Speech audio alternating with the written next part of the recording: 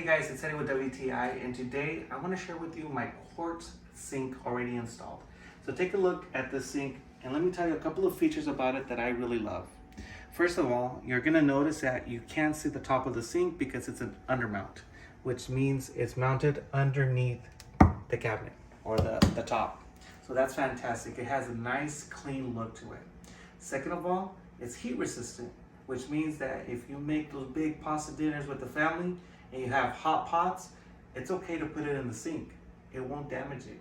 It's actually heat resistant, so that's fantastic. Another thing that I really like about it is that it's scratch resistant. So if you take a look, you might notice that there is what appears to be scratches, but in reality, all you gotta do is rub it and it comes right off, as so. So it is scratch resistant. So with features like this, it makes the sink worthwhile having in a family.